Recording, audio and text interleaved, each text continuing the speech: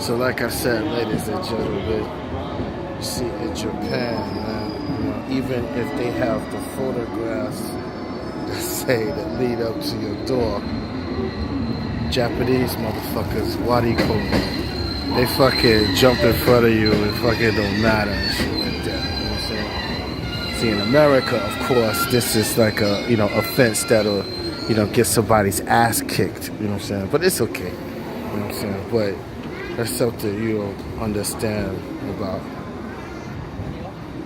Like I said, this is a diagonal line. These people have a straight line. That's a straight line, but this is a diagonal line. So Japanese people line up here. They line up straight. Okay.